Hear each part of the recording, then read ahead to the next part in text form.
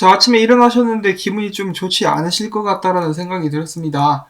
자, 지금 XRP 보시면은 혼자서 가격이 빌빌대고 있죠. 다른 알트코인들 보시면은 좀 많이 올라가고 있는 그런 알트코인들도 보이고, 전반적으로 암호화폐 시장이 상승세를 타고 있는데 XRP만 그냥 그대로 있습니다. 구석에 혼자 짱 박혀 있는 듯한 그런 모습이 연상이 된다라고 말씀을 전해드릴 수가 있을 것 같은데요.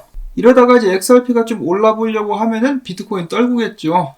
그러면서 알트코인들도 일제히 하락하게 되지 않을까, 그 시나리오가 다시 한번 펼쳐지게 되지 않을까라는 생각이 들면서 벌써부터 마음이 답답해지는 듯한 그런 느낌을 감출 수가 없는데요.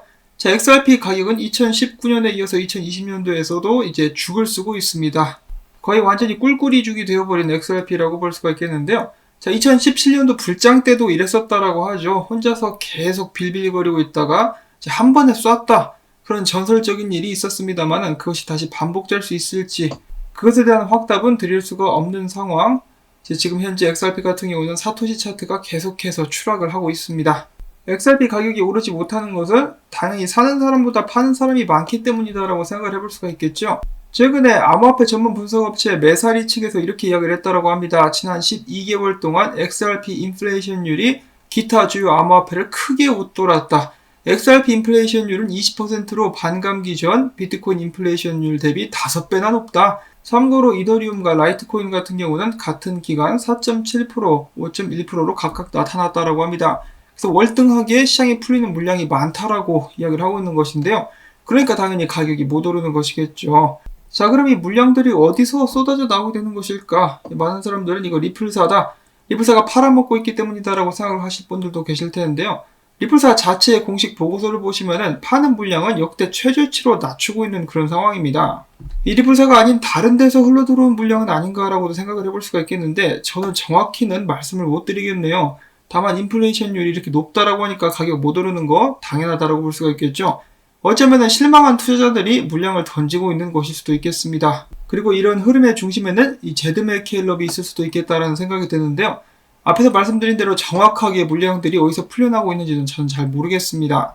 아니면 혹시 이 장외 거래를 하게 될 때 리플사 같은 경우는 대량의 물량을 팔면서 이렇게 제한을 둔다 그러죠. 이 며칠까지는 시장에 던지지 말 것, 이런 식으로 제한을 두는데, 그 기간이 끝난 기관 투자자들이라든지 이 대량으로 XRP 물량을 들고 간 사람들이 XRP를 던지면서 비트를 사는 것은 아닌가, 그런 식의 추론도 해볼 수는 있겠습니다. 자, 아무튼 답답한 상황이라고 볼 수가 있겠죠. 리플사에서 XRP를 많이 안 판다라고 해가지고 저도 좋다고 보고서 분석도 올리고 그랬었는데, 이런 결과가 나오니까 좀 실망스러운 것은 사실입니다. 자, 그럼에도 불구하고 오늘 준비한 소식들을 계속해서 보도록 하겠는데요. 오늘 좋은 소식들도 있습니다만 약간 불쾌한 그런 소식도 있습니다. 자, 일단 첫 번째로는 또 다른 암호화폐 분석업체인 코인파프리카와 거래소 OKX가 최근 공동으로 발표한 보고서에 따르면 인도의 대규모 해외 송금 시장이 비트코인과 XRP 기반의 솔루션을 적용할 경우 큰 경제적 혜택이 발생할 수 있다는 분석을 남겼다고 합니다. 자, 인도에서는 더욱더 많은 사람들이 암호화폐를 통해서 송금을 하려고 하고 있으며, 특히 P2P 거래 플랫폼을 통해서 루피화를 비트코인으로 바꾼 후 다시 달러로 바꾸고 있는 것으로 나타나고 있다고 합니다. 지금 현재 멕시코도 비슷한 추세를 거치고 있는 것으로 알려져 있고요. 비트코인 또는 다른 암호화폐, 예를 들어 XRP를 활용한 해외 송금의 수단이 활용되게 될 경우에 송금 비용을 큰 폭으로 줄일 수 있다고 이야기를 하고 있습니다. 인도는 최대 이민 송금 국가로서 해외 송금에 대한 거대한 수요와 정부의 규제 완화를 배경으로 암호화폐 시장이 급성장할 가능성이 있다라는 소식은 저도 어제 암호화폐 소식을 통해서 여러분들께 전달해드린 바가 있습니다. 자, 지금 중국 쪽과 인도 쪽에서 암호화폐 쪽으로 자금이 많이 넘을 것 같은 그런 좋은 예감이 들고 있긴 한데요. 한 가지 여기서 또 이제 주목해볼 수가 있는 것이, 사람들이 이 달러로 바꾸고 있다라고 하네요. 자신들의 법정화폐인 루피를 던지고 달러를 이제 홀딩하려고 하고 있고, 멕시코도 비슷한 움직임을 보이고 있다라고 하는데, 이야, 과연 달러가 기축은 기축이구나라는 생각을 다시 한번 해볼 수가 있겠습니다. 자, 그런데 이런 식으로 자신들의 국가의 시민들이 법정화폐를 던지고 달러를 고집하게 된다면은 이제 각 나라에서는 달가운 입장이라고는 볼 수는 없겠거든요. 그래서 제재에 들어가게 되지 않을까 싶습니다.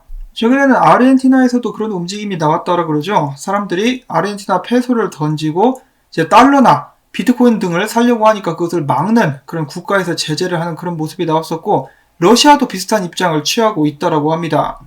자, 그러면은 비트코인을 통해서 이렇게 그 나라의 법정화폐를 던지는 움직임에 국가가 제동을 걸 수도 있겠는데요. 각 국가들의 입장에서 봤을 때 이제 자신들의 법정화폐를 보호하면서 암호화폐를 활용한 솔루션을 통해 이득을 보고 싶다. 그러면은 빵형이 항상 이야기하는 것이지 않습니까? 우리는 당신들의 나라의 법정화폐와 경쟁하려는 것이 아니다. 우리는 각 나라의 법정화폐들이 오히려 더 건강해질 수 있도록 유동성을 공급하고 서비스를 제공하려는 것이다 라고 이야기를 하곤 하는데요.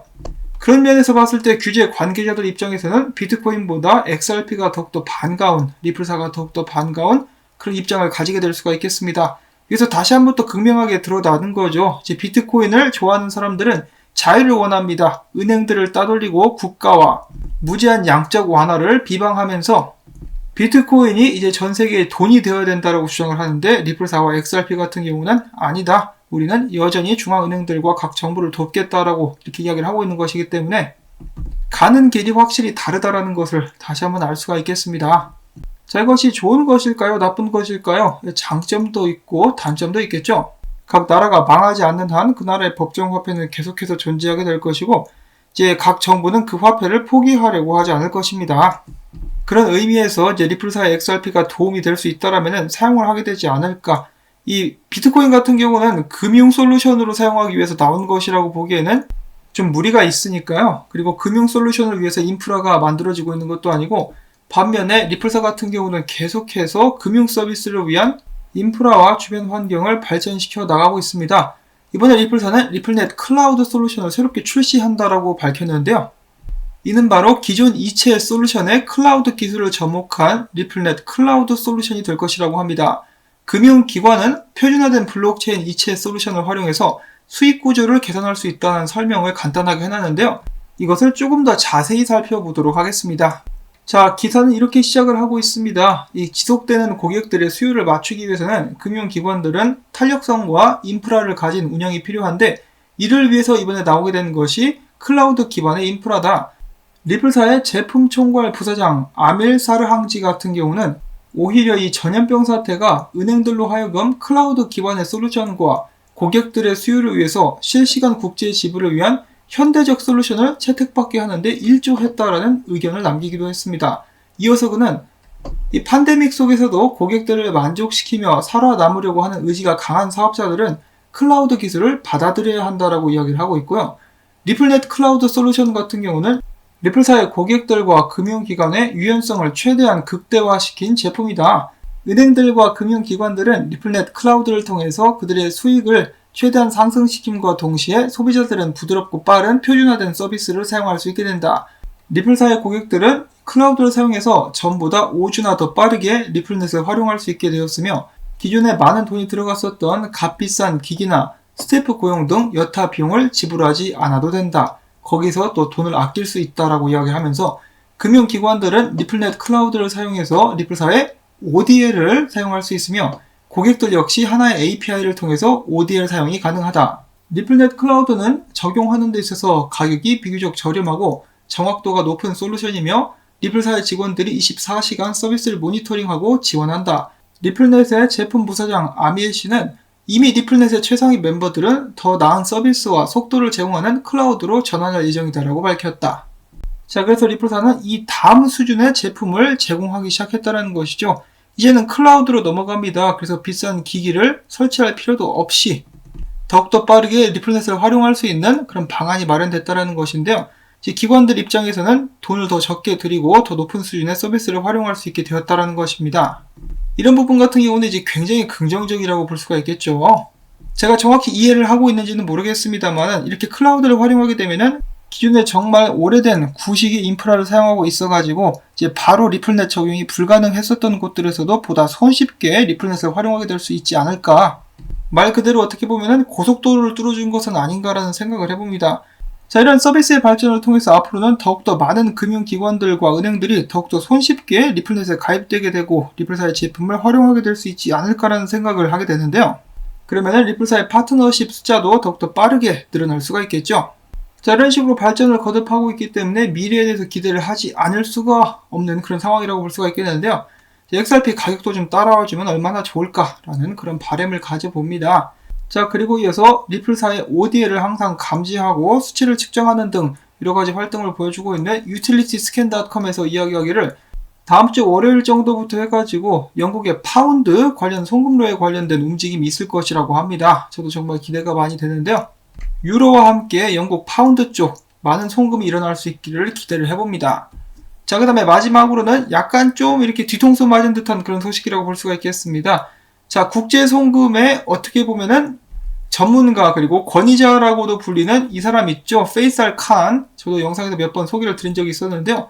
이 사람은 자신의 유튜브 채널을 통해 가지고 XRP에 대해서 좋은 이야기를 하고 리플사를 지지하는 듯한 발언을 하면서도 XRP에 대해서는 투자를 하지 말라라고 이야기를 했다가 XRP뿐만 아니라 다른 암호화폐들도 국제 송금 시장에서 활약하게 될 수 있다. 리플사가 정말 열심히 노력을 하고 있고 ODL도 나중에는 활성화가 될 수 있겠지만은 지금 당장은 이제 아직까지는 좀 미성숙하다 이런 식으로 이야기를 했었는데요. 알고 봤더니 이 사람이 스텔라의 이름을 알리는 스텔라 홍보대사가 됐다라고 합니다. 웃기는 짜장면 같은 이야기라고 볼 수가 있겠죠. 이야, 이 자식 이거 씩 웃고 있는 거 보십시오. 이 가증스러운데요. 이 소식을 접한 XRP 커뮤니티 멤버들은 그러면 그렇지 뭔가 좀 이상하다 싶었어 라는 그런 반응을 보여주었습니다. 이왕이면 이 사람이 리플사와 XRP를 위해서 일을 하게 되면 정말 좋았을 텐데 그런 점이 솔직히 아쉽기는 해요. 그렇지만은 이제 부디 XRP에 대해서 공격적인 행태는 보여주지 않기를 바라면서 오늘 준비한 소식들은 여기서 마무리를 짓도록 하겠습니다. 기분이 좋은 소식도 있었고 기분이 좋지 않은 소식들도 있었는데요. 미래에 대해서 기대를 할 수 있겠지만은 현재를 보면 좀 암울한 그런 상황이라고 제 말씀을 드릴 수가 있겠습니다. 사실 항상 그래왔긴 했었지만요. 자, 그럼에도 불구하고 오늘 신나는 금요일입니다. 여러분들 걱정과 근심을 툴툴 털어버리고 즐겁고 행복한 하루 보내실 수 있기를 바랍니다. 그리고 기회가 되신다면은 꼭 저를 좀 도와주시면 정말 감사드리겠는데요. 그거 아시죠? 이 CF 시청 마지막까지 여러분들께 꼭 부탁을 전해드리고 싶습니다. 도와주시는 분들이 계셔갖고 오늘도 저는 이 영상을 제작할 수가 있었습니다. 다시 한번 감사드린다는 말씀 전하면서 안녕히 계십시오.